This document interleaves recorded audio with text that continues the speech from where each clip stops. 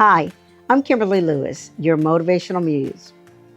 Today I'm going to talk about lessons I learned about business from my father. I've always had an entrepreneurial spirit, and I can thank my dad for that. First of all, he came from a farming family where you had to live off the land and make money by what you grew and what you nurtured and what you cultivated. My dad was raised on a farm in Windsor, South Carolina. The family's livelihood was all tied to the farm, and he learned early how to take a handful of seeds and turn them into a profit for the household. He passed that work ethic on to his children. So lesson number one, take a little and make a lot.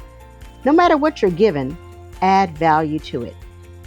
As a young adult fresh out of high school with a young wife and a baby on the way, he became a brick mason's apprentice and then went on to own his own masonry business for many years. So lesson number two, learn from the experts and use that knowledge to build your riches by first believing in yourself and investing in yourself. When I was a little girl, he would put a huge jar of coins at my feet to count, and I'd roll them in paper rollers. He taught me to count by counting things that had value and could be multiplied, like those coins. So lesson number three, invest in things that can produce a return, not in things that will rot away or look good for a time and provide no long-term use. He taught me that land and houses were good to own because they would always appreciate in value if you took care of them. When my brother went into the Army, my dad turned his room into a study.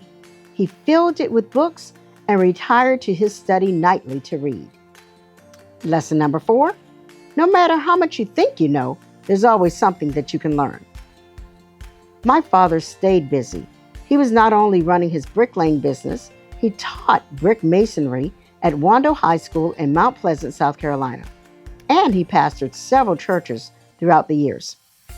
Lesson number five, idle hands are a devil's workshop. When he finished with his work, he often helped neighbors with their task at hand, and he'd always say, if you treat people right, they'll treat you right. When he wasn't reading or working, he was preaching and teaching.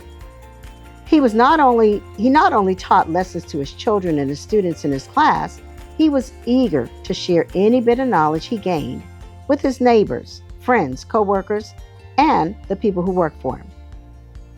Lesson number six, share what you've learned with others. It might help someone to build their careers or even their business. It won't take anything away from you that you're doing, but it will enable you to pass on a wealth of knowledge to others. So take the lessons that you've learned from others, whether it's your family or friends or people that you admire, and use those tools to build yourself up, your career, those who work for you, and your community.